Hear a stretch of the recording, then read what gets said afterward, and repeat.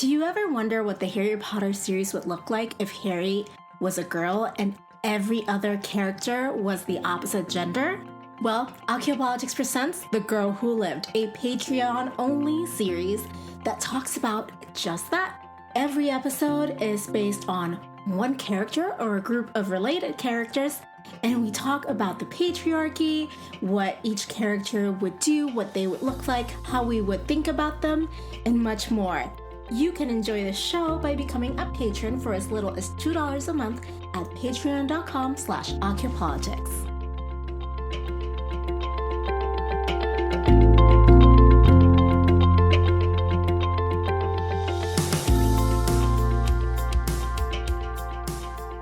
Hello everyone, welcome to Archaeopolitics, a MuggleNet.com podcast about politics in the wizarding world of Harry Potter. As always, I am Adri, your host and a recovering English major.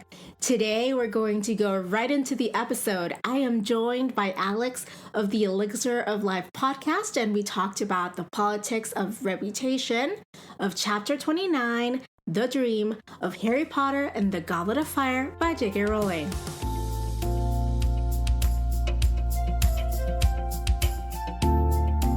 Actually, speaking of Harry Potter, I should get the book before we start. Okay. I've got my mic, I've got my headphones, no book. I have my executive producers here with me, Gail, Emmy, and Tess. Oh, really? Hey, everybody. Yeah. They're really just making sure that you just said your dog's names. Oh my god. Yeah. I was like, holy crap, you're such a big deal. You have 3 producers? Yes, 3. They're just making sure content is up to snuff, you know? Mm-hmm. That's adorable. Snuff. Well, I feel like my joke has landed and we can start. Perfect. Today we are joined by the one, the only, the meme queen of our generation, Alex DeGraw from the Elixir of Life podcast. Hey, everybody. Hello. Did you enjoy my Terry Gross voice?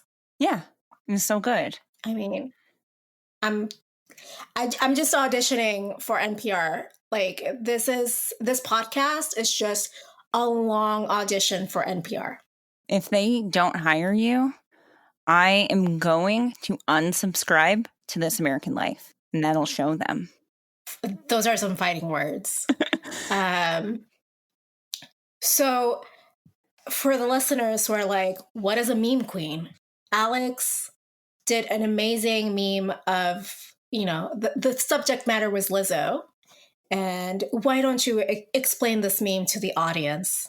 It is the Barefoot Contessa, and she's whipping something up in the kitchen, and it says, if you can't make your own self-esteem, Lizzo's is fine. Because the Barefoot Contessa always says, if you can't make such and such, store-bought is fine. Because Lizzo just produces self-esteem and gives it to the world. Yeah. I mean, it was an amazing meme that I shared on my Instagram, and I feel guilty because someone must have screenshotted it, because I was like looking at my Instagram story and like, yeah, that's like the quality that they looked at, because it was like one of those because I put music on it, which kind of downgrades the quality of the meme, and someone screenshotted it and like maybe sent it to this page, or this page stole it, and then I see it on Facebook being like engaged, like being shared. Like when I saw it, it was like 1,813 times with 2.3 thousand likes and the reactions, and I was like, oh, this is my friend's meme. I mean, I knew it was a good meme. I'm just glad I got the confirmation that it was as fire as I thought it was. But I ended up messaging her, and she tagged my profile in it. So that was nice of her. Because I made you message her. That's true. It's all thanks to you. Do you think that was like a very Gryffindor move of me, like to be so pushy? Actually, I really need that in my life. Like if I have someone that's like, no, don't do it. Like, just forget about it. I will. But if someone's like, you better do something about that, I will. So Okay, so remind us again what house you are. I'm firmly in Ravenclaw house, whether I like it or not. Okay. Well, I feel like Ravenclaw, Gryffindor usually is like a good pairing Mm-hmm. of friendship and also relationships. My husband is a Ravenclaw, and I'm always like the one like angry on his behalf about things too. I'm angry on everyone's behalf, and Oh, I'm like, no, this injustice shall not prevail. I mean, I get very angry. I'm just, I need encouragement to act on it sometimes. I mean, I wasn't telling you to be rude to her, right? No, Like no, I of wouldn't course have been not. rude, but it's just like, I mean, just ask if she could at least give you credit because it's a really good meme. And everyone's like, you're a genius. And I'm like, she didn't make it. I mean, it's still gratifying, even though I didn't get credit right off the bat, but I mean, it's like if Michelangelo wasn't credited for his work, you it's know? exactly, it is exactly like that. It's exactly like that. I can't wait for that meme to be hanging in the Louvre in like 100 years. It's okay. Your memory will live on. I'll send you a Harry Potter meme that I made like a year ago, and it is top notch. If I do say so myself, I'll send it to you later. I would feel so honored to be on the receiving end of your art. It's the least I can do. Also, I know I've been messaging you because I saw the one and the only Sean Biggerstaff at Yes, the Leviosa Con, yes. and we share a mutual fascination with him. Right. So you sent me the picture of him on the panel, and I was like, did she mean to send this to me? Who is that? And then I looked harder, and I also used deduction, and I was like, that cannot be Sean Biggerstaff. And it was. And I don't really know what our plan is going forward. Are we going to share him? Are we going to fight over him? Are we going to let him make the decision? The last one I feel like is out, but it's up to you. The last one is out. I might have you keep him for like 90% of the time because my husband does not allow me to have another Oh husband. my God. Husbands, So close-minded. right? Yeah, so close-minded of him. But I did send that same picture to my husband, and he goes, "Who is this?" And I said, "It's Sean Biggerstaff." And he goes, fully well knowing who he is, clearly, because I know he knows. He goes, "Is that a porn star? Because that's a porn star name." And I was like, "No, he plays Oliver Wood, which is also a porn star name." And he's like, "You beat me to it." I mean, Fair, you know? yeah. I remember because I was obsessed with him for many years that I was in elementary school telling people like, "Oh, my boyfriend is Sean Biggerstaff." And they were like, ha, ha, ha, ha. And I was like, it's not like that. He's an angel. But also it's like that now. Yes. Well, but like an adult version of that. And an adult version of me. Yeah, of course, of course. Right. So, yeah. I don't know. I mean, he won't let me have another husband, so I think I'm going to have to let you have him. But if you could just let me hang out with him, that'd be great. Yeah, for sure. Anything you want. I think he listens to the podcast and knows of my fascination with him because he completely ignored me. Mm-hmm. I mean, obviously I'm such a big deal.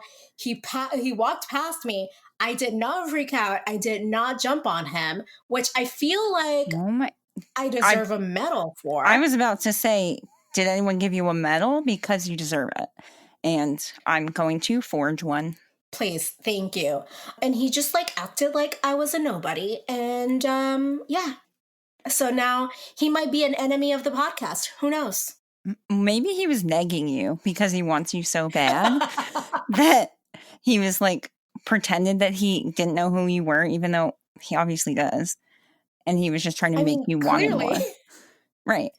Also, clearly, I was very visible. Did you see what I was wearing that day? It was like a violently pink vest. Yes. I had to stop myself from gassing you up because I do it too much of like, yes, perfect.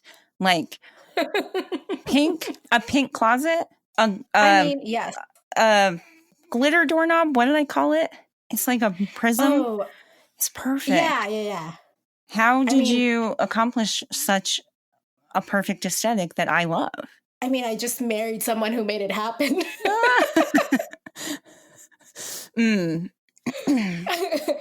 I married someone who knows me, I guess. Oh, nice.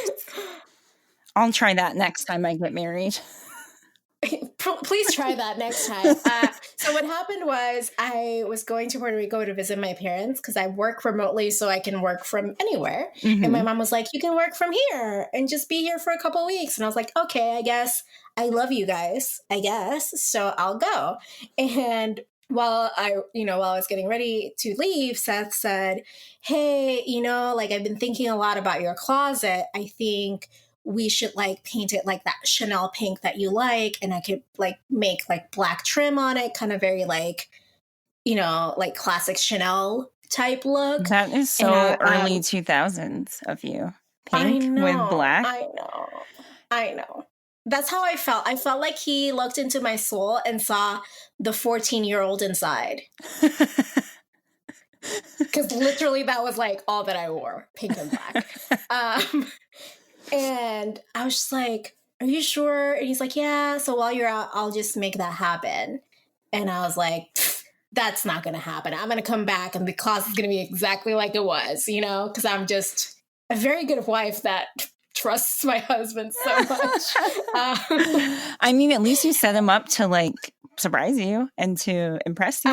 That's nice of you. He had actually like installed a chandelier in my closet earlier this year because I was like, wouldn't it be so extra if I had like a little chandelier in my closet? And then I bought one and he was like, I guess I'll install it. Okay. So he paints the entire closet. He sends me a picture of the closet without any clothes in it. And it looks very bright pink. And I was like, this is not the pink that I gave you the swatch for. But once you put in the clothes, it kind of, I guess, calms down and stops reflecting on itself. Mm-hmm. And it's like that lovely, like, light pink that you see in those photos. Okay. I already told the story on my podcast, so I'm going to tell it on yours too. I work in a super male-dominated environment. Like, I'm one of two women. And we were just getting me and the other woman work in the warehouse, and all the other men work in maintenance. So they come get stuff from us. We see them all day long. And they're all like, maintenance guys. So they're all ostentatiously macho, And, and we in the warehouse were getting our kitchen remodeled. And I convinced them to paint it like a really soft baby pink. And it's gorgeous. And even better than that, my favorite color is like a soft baby pink. But even better than that is how like triggered it was for like triggering it was for all the boys. It was just, they hated it so much. Why? And that's the best part. I think that is a glorious, beautiful environment to be in an environment where people are so easily triggered by like a color. Yes. That is even like, that's a non-threatening color. Yeah. It's the most inviting color. So the part about the closet was that Seth was like, and I didn't take a picture of the surprise that I have for you because he just took pictures of like the empty closet. And I was already freaking out because that was so pink. And when I got home and I saw the doorknob, I looked at him and I started sobbing. Mostly because I was sleep deprived, but also because the detail was so me. And I wasn't expecting him to change the doorknob to like something that looked like the chandelier. It's so beautiful. And I was like, oh my God, what did you do? I love it so much. And he's like, okay, so you like it. Okay. Aw, you guys, your relationship is total goals. Well, we try to be because we live in like an Instagram society. Just kidding. We don't do it for the gram, but Sure. sure. But yeah, I was just like, he knows me. He really knows me. Aw. I mean, we've been married for 5 years, and like, I was like, I've kind of doubted your love for me every step of the way until now. Just kidding. But I have a theory why he painted that closet, and this is a closet podcast. Welcome to Akio Closets. Welcome to Akio Closets, a podcast about closets and the husbands that make them for us. He knew, so it was Puerto Rico, and then like a week I was home, and then the next week we were going to California for the Leviosa conference. So I have a theory that he knew I was going to see Biggerstaff at the conference, and he was like, I got to lock this in. Right. She cannot leave me for Biggerstaff. Right. You're welcome. Too little, too late, Seth. Sorry.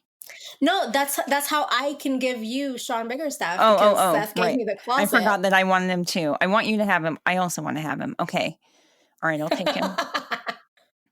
So Seth gave me the closet, and he locked me down forever. Like, marriage was like step 1. Giving me the closet just sealed the deal. Right. So in a way, Seth gave me Sean. Yeah. In a way, Seth gave you Sean. You're welcome. Oh, thank you, Seth. I know that Seth loves Harry Potter, so I bet he listens to every episode twice. Every single episode. He's read all 3 chapters of Harry Potter. Whoa, 3? For the show. 3. Wow, he's turning into a mega fan. Yeah, he was in California for Leviosa with me, and he was like, I don't get any of this, but okay. Yeah, I think it sounds like a nightmare. But he did paint the closet for me, so, you know. That's really nice of him, because I can't think of a worse way to spend my time than at like a fandom thing for a fandom I don't care about. Sounds horrible. So, I mean, again, couple goals. Yeah. I'm just saying. You guys are great. You're going to have to read Dune pretty soon. A few more closets and a few more conventions. Oh. You will have to read Dune. I don't know if there are enough closets in the world for me to read Dune. But yes. Anyway, Alex. Yeah. Let's talk about your controversial opinions on something in Harry Potter, because I know we've talked about like all the other questions I usually ask people. I feel like I say this all the time, but Lavender Brown, like, she's not that bad, and she really got railroaded by J.K. Rowling and the Golden Trio. She's just like what age were they, 15? She's a 15-year-old girl. She didn't do anything wrong except like Ron, and he treated her like garbage. So this is a Ron is garbage take, is what you're saying. Is there another on take top of that? On Ron besides? As you know, I am a Ron apologist. Because I don't know why I have a soft spot for him. I just do, okay? I know he's garbage, but also... Is that true? Ron. Yeah. I thought you hated Ron too. No, that was Aaron. Oh, I see. Well, I've warmed up to him more recently. Oh, this is my actual controversial opinion. Cursed Child made me appreciate the Ron Hermione pairing a lot more. I felt like it highlighted why they're so that's my controversial opinion, really. Ended up the other stupid thing I said. I haven't read Cursed Child. Really? Ooh. Yeah. Here's the thing. I liked it, but I'm not prepared to say it was good. Well, I think also when you read a play, it's really different than when you see it performed. I actually recently bought the Fleabag play. And I really enjoy the TV show Fleabag, which is based on that play. But I feel like there's just like a spark missing, because like half the show, have the Fleabag show, the good part of it is like her facial expressions and her acting. Mm-hmm. So like while she's a brilliant writer, it's just her acting that like takes it to the next level for me. So I feel the same way about a lot of plays, even Shakespeare. Right. Yeah, plays are not meant to be read. And so I'm really waiting to decide whether I I really like it or really don't like it until maybe I'm able to see it. But I enjoyed it, and I can't lie about that because it's more Wizarding World, and I like that. But I won't say it's good. We want to encourage more of the Wizarding World. Mm-hmm. Yeah, I get that. Let's get into the one and the only Harry Potter, I guess. Okay. Because after all, I've been told this is a Harry Potter podcast. I don't know about that. All right. Sure. Sure. Chapter 29 of Goblet of Fire. It's called The Dream. Mm-hmm. What is this chapter about, Alex? It takes place the morning after Harry and Crumb find Crouch. And then don't find him. And then don't find him. So which is like a very eloquent way to put it. Mm-hmm. And so it opens on the trio in the owlery sending a letter to Sirius about it. Also, they've been awake all night long, and they're just like, well, I guess we're never gonna go to sleep. Let's go send the letter anyway. Okay, kids. Like, I can't do this anymore. No. I'm so jealous. I've never been able to do an all-nighter. Never. Well, I was able once. And sometimes I have done one for work. Really? Do not recommend. Do not recommend. Jesus. What a nightmare. So then they see Fred and George, who are also sneaking into the owlery to send their own letter. Yes. And they're trying to blackmail someone. But who could it be? Dun, dun, dun. And why do they need so much money? What's going on with Fred and George? We may never know. Yeah, Ron has a hissy fit about it. Mm-hmm. And like, they're like, careful there. You might end up like Percy. Yep. And then they have to go to class. Yep, History of Magic. And even Hermione's so tired that she doesn't even take notes or pay attention. Can you believe it? And that is oof. That's tired. And then they go see Moody. And Moody is just like, oh yeah, I couldn't see Crouch, but also trying to like say, hey, Harry, you should be an Auror. And also, Miss Granger, you should also be an Auror. And Ron is trying so valiantly to get praise. Mm-hmm. And he doesn't get it. Yep. And I feel like in that moment, Ron is all of us. Well, not me, because people are always praising me. But I can understand how it might feel. I can see that, though. Right. I can see that. No one should be praising Ron in that moment because his ideas were really dumb. So see, but also in that moment, I'm like, I feel you, Ron. I too am overlooked all the time. Oh. What if the reason that I'm a Ron apologist is that secretly and not so secretly, I am the Ron of all my friend groups? Oh no. What if I hate him so much because I'm the Ron of my whole friend group? You're welcome. Oh, this very introspective moment is brought to you by Archaeopolitics. Anywho, mm-hmm. Where were we?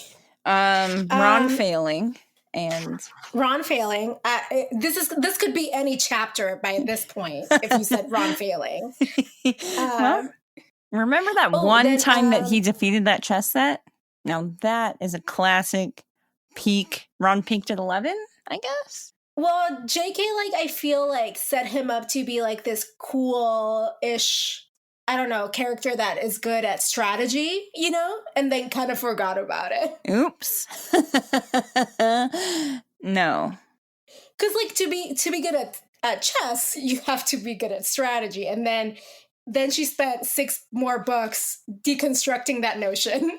Right. I always thought it was weird that she gave like the chess talent to Ron because it just doesn't. Not Hermione? It just doesn't fit with his type of personality, which is fine. but it takes a certain type of person to be like incredibly good at chess. And I don't ever feel like we saw those characteristics in Ron. Well, what I'm saying, we kind of did in book 1, and then she spent 6 more books right saying, my bad, I didn't mean to give him that characteristic. Right. Man. I have some questions for Jo. Let's get her on the phone. But first, we need to talk to Biggerstaff. Anyway. We have bigger staffs to fry. I'm leaving, sorry. I died. And then Sirius sends a letter being like, Harry, you can't be out of bounds. And Harry's like, who does he think he is? Like, we know about all his, like, exploits. Right. And then Hogwarts, blah, blah, blah, blah. Hermione's trying to, like, teach him hexes and whatever. And she's like, she does a, like, slight dig at Harry being like, he has the disarming spell down. We don't need to visit that. That's true. And I was like, boom, roasted. And he makes Ron be on the receiving end of all of this. Classic. And then divination. And Harry has like a vision, I guess. Yeah. A scar vision is what we're going to call them from now on. Yes. A vision. And what happens in this vision? What do we learn? That Wormtail's in luck. His blunder has been repaired. And he's not going to be fed to Nagini this time. We'll see later. Well, you know what? What keeps like good performance in your job is the constant threat of being fed to a giant snake. You know what? I really hope my boss isn't listening to this. Just like, he's just gonna like get to work on Monday with a giant snake and be like, guys, this snake is gonna be the lowest performer every week. There you go. Oh man. Now I actually, as long as it's directed at everyone, I actually want that to happen. So bring it on. I feel it might be like a good reality TV show. Like instead of like The Apprentice with you know who. Yes. With that Voldemort figure.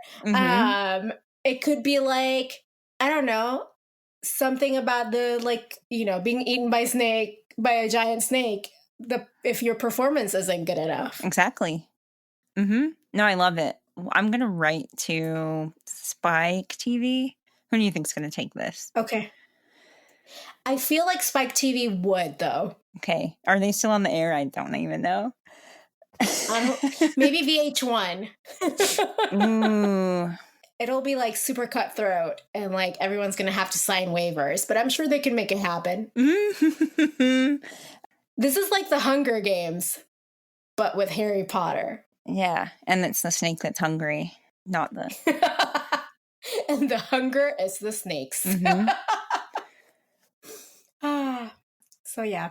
And then Harry's like, I need to go talk to Dumbledore. And he like yells a bunch of things that are like candy to the gargoyle being like, is this the password? And the gargoyle's like, no, man. No, man. Until it's like cockroach clusters. He's like, really? That was the password? Cockroach clusters? Man. Dumbledore. So whimsical. So not. And then he's kind of like eavesdropping, and Moody like is like, hey, Potter's on the other side of the door, guys. He's listening to everything we've said. The end. Yep. That's it. All of that was true. Well, I feel like I said that verbatim about the passwords, like, and the gargoyle was like, nah, man. I remember when the gargoyle said that. Yeah, I remember too, obviously. Because I said it.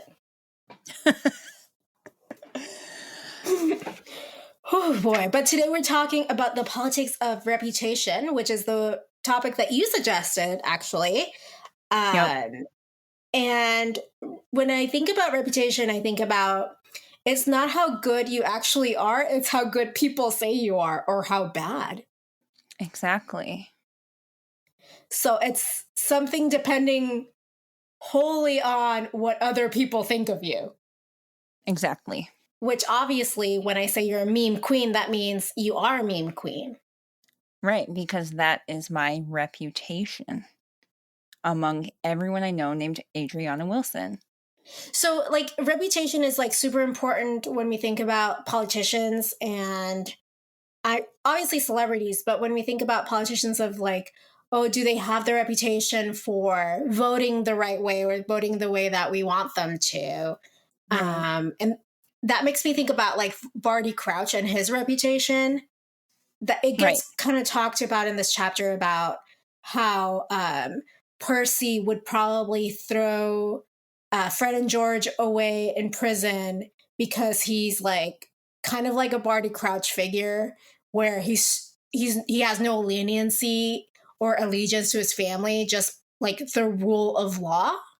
Mm-hmm. And to some people, that might be a great reputation, but to other people, that might be like a bad reputation. So it's also like subjective what Yes. kind of value you assign to it. Right. For me, this chapter and reputation in general, it's can make or break you in practically any situation. Crumb's mentioned in this chapter. Durmstrang has a terrible reputation. He has a good reputation for Quidditch. Yeah, so let's talk about Durmstrang's reputation. So, like in this series, it's kind of alluded to that Durmstrang has like a reputation for teaching its students the dark arts. Yes. Yes. And like the implication of that being like that means that all of them know the dark arts and are dark wizards themselves. Exactly. But how well do we know that that's actually true? Right. Exactly. And a lot of reputation also hinges on prejudice as well, which is actually what my deep dive quote is about. Oh, well. We can get to that right now if you want, and then we could just, jump around. It's fine. Okay. Or we can wait. So this is when Harry's listening through the door of Dumbledore's office. Okay. And Fudge is speaking. He says, or else, well, Fudge sounded embarrassed. Well, I'll reserve judgment until after I've seen the place where he was found. But you say it was just past the Beauxbatons' carriage, Dumbledore? You know what that woman is. And I consider her to be a very able headmistress and an excellent dancer, said Dumbledore quietly.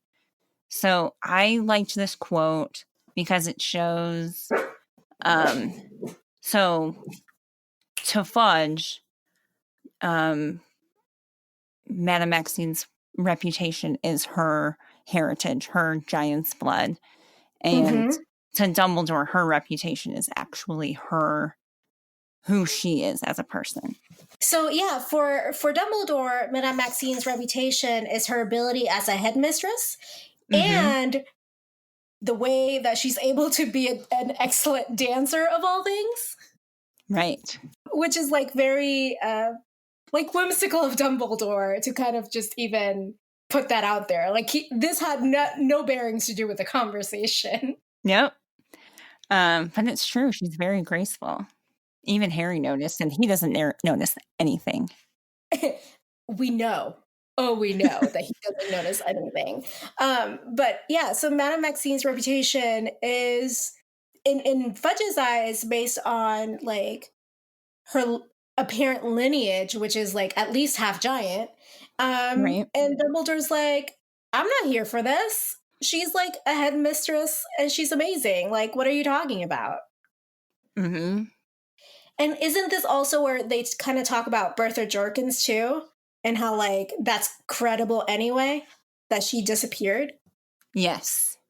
Yes. Because, yep, she has a reputation for being forgetful and flighty and absent-minded. And maybe this just has to do with also gender rather than like who they are or where they come from, because Crouch's reputation is stellar. And then all they said was like, well, maybe he finally broke because he's so stuck up, or so tense, or like, so Not type that A. wrong. Yeah, but the way this man talks about other people's reputation is very gendered as well, because it's not like they said, oh, well, Hagrid could have also like taken him. He's half giant, Mm-hmm. He also like disses Hagrid as well. Just in the next, yeah, man. God, Fudge is Fudge the worst. Yeah, I was gonna say he's a dick. He's a dick. The word of today's word is dick. Yes. And today's podcast is brought to you by the word dick. I'm picturing the Sesame Street, like, do you remember when they would do the letter and it would be How did you know that that's what I was referencing? Of course you're referencing that. But I'm just picturing the word dick, like, in those block letters. Yeah. Like, zooming around with a bunch of different people saying the word. Yes. Yes. Perfect. Perfection. Chef's kiss. Well, this is going to be a really good episode. Sorry. No, I am enjoying it thoroughly, so it's fine. All right. So my quote is thankfully different than yours since we have no script, and I couldn't see what your quote was going to be. So I picked a few just in case. Oh, same here. So this is when they're talking about Fred and George, and it says Hermione was looking uncomfortable now. Yes, but they wouldn't do anything against the law to get gold, wouldn't they? Said Ron, looking skeptical. I don't know. They don't exactly mind breaking rules, do they? Yes, but this is the law, said Hermione, looking scared. This isn't some silly school rule. They'll get a lot more than detention. For blackmail? Ron, maybe you'd better tell Percy. Are you mad? Said Ron. Tell Percy. He'd probably do a crouch and turn them in. A few reputations here to like put on the line of like Hermione's like, well, they wouldn't break the law because, like she's just so like she can't think of anyone ever breaking the law. Even if it's Fred and George. And like Ron is like, you don't live with them, do you? But also kind of like, yeah, but I'm not going to tell Percy either because he's a narc, That is a terrible idea from Hermione. Tell Percy? No. Never tell Percy anything. She goes from like one end to the other in a second. But just like this reputation of like, so in Hermione's viewpoint, Fred and George have a reputation of being like pranksters, but who know the difference between a law and like a school like rule, and they wouldn't just break the law. They just would maybe break a few stupid school rules that make no sense. Right. And in Ron's brain, their reputation is like they want gold so bad that this has like clearly they're going to clearly step on a line here, over the line here. And then in Hermione's mind, Percy's reputation is he's gonna fix it, and in Ron's mind, Percy's reputation is he's going to throw them in Azkaban. Yeah, he's gonna make it even worse. So it's just a few things of like how people think of other people kind of becomes their reputation, especially if more than one people agree on this. Mm-hmm. It's a good way of thinking about even the series as a whole. Like Hermione gets the Daily Prophet and she's like, Rita Skeeter didn't get wind of like Crouch's thing because Rita Skeeter's reputation is she's a terrible gossip that will make everything worse. Mm-hmm. And she'll find out about anything. About anything and everything. Right. So it's really interesting to find out about how different people think of different characters and if that really matches on with what's actually going on. Professor Moody's reputation with the trio is he's very helpful. He's going to help us. And in reality, that reputation has no bearing to do with the truth. Mm-hmm. Right. And then even we see like Dumbledore's reputation is he makes silly passwords based on candy. Mm-hmm. So I'll just say all the candy that they sell at Honeyduke's, and then maybe I'll gain entrance to his office. I do love that his password's always candy. What do you think McGonagall's passwords always are? Obscure books, I guess. Maybe. That would be very Ravenclaw of her. Yeah, but she's a Gryffindor. But I mean, let's see. Minerva McGonagall. Maybe like cat names that she never got to use, like Mr. Jingles, or like she loves Quidditch. Maybe Quidditch players. Oh yeah, maybe that, or like foul plays, you know. Nice. Or even just plays like the Wronski Feint or whatever. Yeah. Okay. Yep. We cracked it. We cracked it. This is it. This is headcanon. We're done. I did like Mr. Jingles as a password, though. Yes, I do. I really love anything to do with cats. I'm there for. So, or maybe just like breeds of cats. Oh my god, I can only name a few. Are there a lot of? Yeah, I don't know. Like a Siamese, Maine Coon. Yeah, I couldn't even like go down the list to like crack her password. I'd be like opening Wikipedia going like, okay, guys, hold on. Right. Well, good luck with that, because that cell phone is not going to work in Hogwarts. Man, I know. Maybe I'll just like write it down. Print it out, like MapQuest directions or something. Yeah, well, true. Yeah, I do remember when I used to print out directions. What a time to be alive. Yep, what a horrifying time to be alive. Kids nowadays don't know how easy they have it. I got lost in the middle of nowhere with no idea where I was, and I turned out fine. I mean, you could have also turned out murdered, but okay. Well, lots of other people turned out murdered. Just me personally turned out, I'm fine. So everyone should do it. All right, so I don't know how to transition out of this, but let's take a hard right turn into the character that you think represents the politic of reputation in this chapter. All right, I'm going to break the rules and go with Fred and also George, because I feel like... Well, I mean, they're technically one character. Don't yell at me, internet. Yeah, I mean, I can't fault you. Prove. If you think that's not true, prove her wrong. So change my mind. Like guy with cup and sign in front. Fred and George are one character. Change my mind. And I can't do it. So for me, it's Fred and George, because they know like the power of a reputation. They're going to threaten Bagman's reputation at his job, so to get him to give them their money, and they deflect with Percy's reputation when Ron's like, this is a really bad idea, and I don't think you should blackmail anyone. Instead of listening, they deflect and insult Ron with someone else's reputation. They also insult his nose, which was kind of also a good roast. Yes.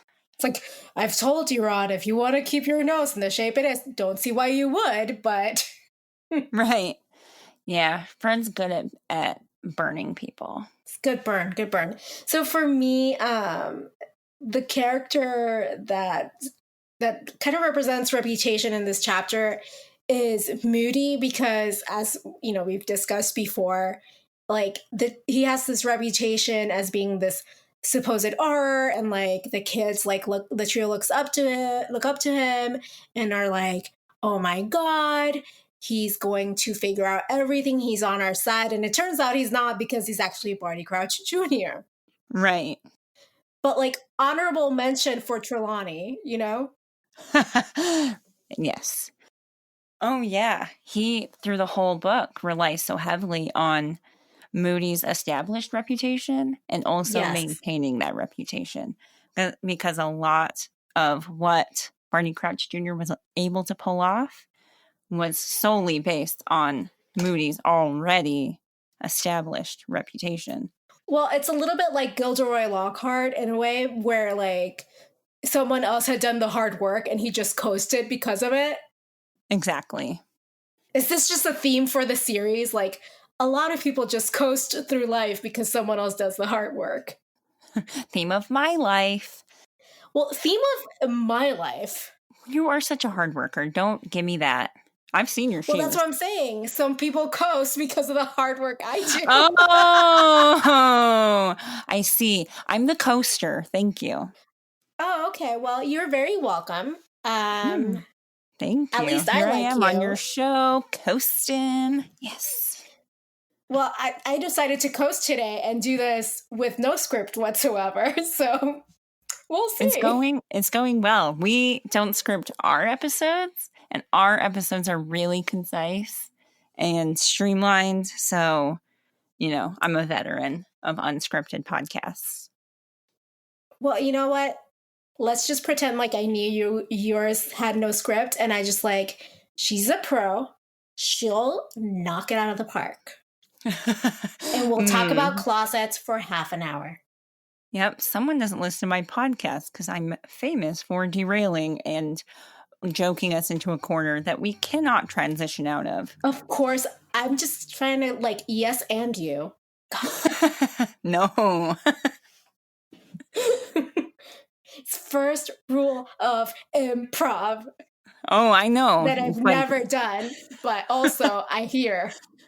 It's fun. We should start an improv podcast. It'll be great. Ooh. Does it need to be Harry Potter podcast? Nope. It doesn't need to be. Will it end up being one? Probably. Probably, yes.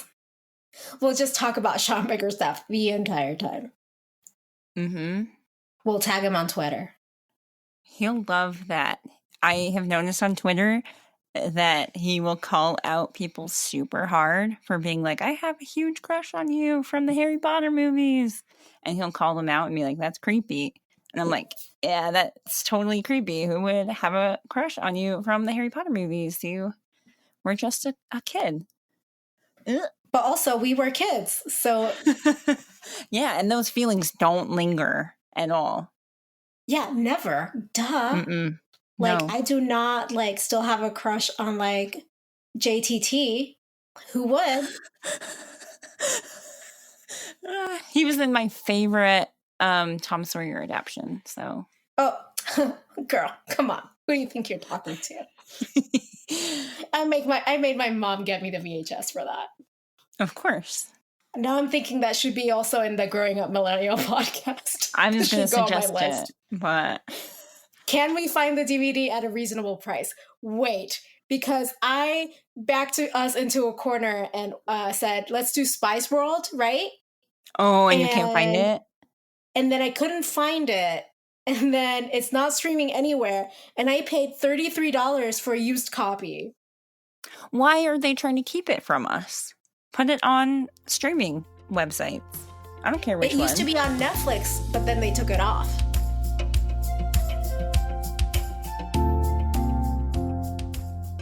Now, that's the thing. That was a lesson I learned is before I write down topics for people to vote on, make sure that we have affordable options to getting those. Growing pains, learning curve. Yeah. But speaking of media, what media have you been consuming lately? Oh, no, I forgot that you did this. Someone doesn't listen to my podcast.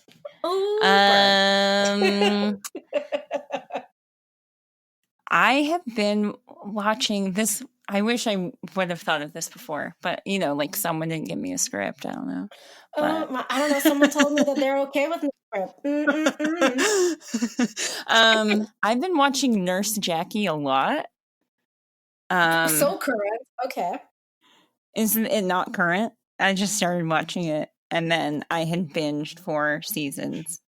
Well, I mean, it's good on this era of binging to go revisit things that we might have missed. Yeah.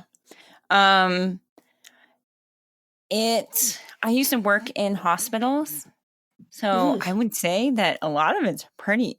I don't know about nursing. I was not a nurse, but like their terminology and stuff is spot on, and it it takes me back. So I'm enjoying that. And also, Jackie's a god awful person, literally. Oh, but we do love shows about terrible people. I don't know why. I do like feeling sympathy for terrible people. Is that wrong? Like I like empathizing with the bad guy. Like I love Breaking Bad. Actually, I always felt bad for the bad guys growing up. Really, I Yeah. didn't, but I love shows that like kind of make excuses for villains in a way, like stuff like Nurse Jackie. And Like we grew up in the 90s like watching like Power Rangers and like Captain Planet and stuff like that where you knew for sure the bad guys were never going to win. uh-huh. So like because you know the formula like you know at the end defeated whatever. Mm-hmm. So I was always like but why do they do this when they know they're never going to win? And then I became an adult and I understood it because life is futile. You probably felt really bad for the Tricks Rabbit growing up, didn't you? I felt bad for the Tricks Rabbit, yes. Yeah. Yeah, who Yeah. didn't? That Like rabbit. wanting something so bad and never being able to get it, like the coyote and the roadrunner and like all this other stuff. I'm like, but why does he keep trying? He's never gonna get it. And then I'm like, oh, it's Why about do adulthood. maybe he should give up on the Roadrunner and lower his standards. Maybe go for That something sounds like slower. dating advice. It is. I've got really good dating advice. So Okay. So your dating advice is to lower standards across the board. lower your standards until you're very uncomfortable with how far you've fallen. Wow, that does not sound like great dating advice for me, but I'm married, so what do I know? Did I mention I'm going through a divorce? So Yeah, well, you know, that makes sense. So just let me know if you need any marriage advice. Well, yeah, for sure, for sure. Because that's also my expertise. Yes, I can see that. Yes, I Yes. can. The Diet of a Coyote, dating, and marriage are my top 3. Well, I only have closet advice. I'm sorry to tell you. Well, I'll take it. And how to be ignored by like D-listers. Yeah, he is on my D list, if you know what I mean. I'll edit this and it'll be seamless. It'll be like Perfect. It never happened. Yeah, can you please edit me to be smarter, funnier, and prettier? If you could. I don't think it's possible for you to be any prettier, but okay. Oh, I took that as an insult. No. No, I'm kidding. Don't make me cry on my podcast. You know, okay. I'm a sensitive soul. Mm-hmm. I just realized I think I made the exact same joke the last time I was on your show, and I asked you to edit me to make me prettier. So just a one joke pony. It's okay. I'll edit this joke out, and it'll be fun. It'll be like it never happened. Perfect. All right. I think what have I been watching? Oh, okay. So this is a fun one. I watched Wild Wild West. For the Growing Up Millennial podcast, also a current movie that is definitely not 20 years old and is definitely not a hot mess. Uh-huh. Is it good? I've never seen it. It has Will Smith. It has steampunk. It has Kenneth Branagh. It has... The only thing I know about it is that it's called Wild Wild West and you just said his name. Will Smith is in it. And that's all I know. And that one of my friends told me once that was the first movie they ever watched in English. Oh my God. So. Oh, what a way to come into this. Uh, Kenneth Branagh, notorious Gilderoy Lockhart of Gilderoy Lockhart fame. Um, Uh-huh. Obviously, just Gilderoy Lockhart. He's not famous for anything else. He's not accomplished at all. I don't really know who that is, so Gilderoy who? Gilderoy who? What? Kenneth Uh, what? and Kevin Kline, Salma Hayek, Ooh. some big stars in 1999, and it's a hot mess, but also very entertaining. I don't know. It has a mechanical spider. Also, I mean, it's big Ooh. deal, All and right, it I'm in. probably like burned a ton of money. All right. How much does this DVD cost? 98, 99? No, we bought it on iTunes for $9.99. Oh, perfect. And I'm checking Amazon for you right $999. now. Yes, because we're very rich, don't you know? Um, Yeah, I do know. Because of your shoes and your bags. have you seen my closet? Um, Yeah, I have. yes. So the DVD is not available for purchase on Amazon. Well, it is used, I guess, from like bookstores and stuff that sell through Amazon. $5.99 plus $3.99 shipping. You're better off just buying the iTunes movie. All right, I'm in. Or also, you could just rent it for $2.99. You don't have to buy anything. I don't think it's a movie worth buying, but we needed to buy it so we could watch it more than once for podcasting purposes. Of course. And now you have it forever and you can watch it every day. And now it's going to start suggesting like horrible movies. Oh, no. Oh, you might enjoy this also. And it's like a hot mess, but it's okay. Yeah, but before you go, tell us again about your lovely podcast, The Elixir of Life.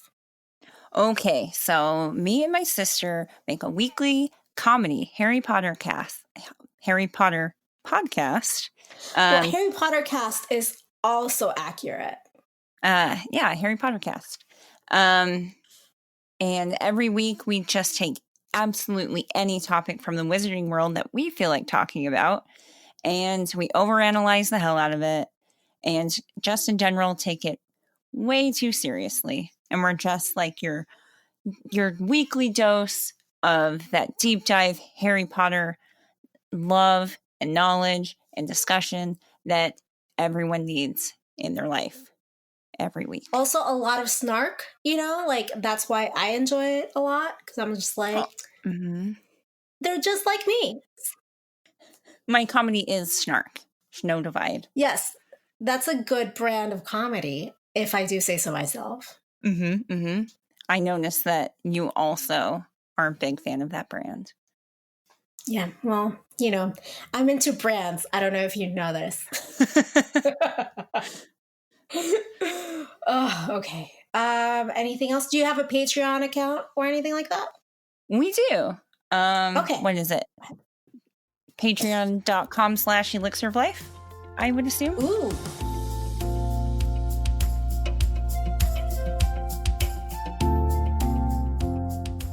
That's it for the show today. What did you think? You can email me at info@occupolitics.com or leave me a voicemail at 915-996-1699. I will send you a free sticker and feature your voicemail on the show. Tune in next week as Madison Ford from the Beyond the Veil podcast and I talk about the politics of memory in Chapter 30, The Pensieve of Harry Potter and the Goblet of Fire by J.K. Rowling. But until then, politics managed. Support this podcast for as little as $2 a month on patreon.com/occupolitics.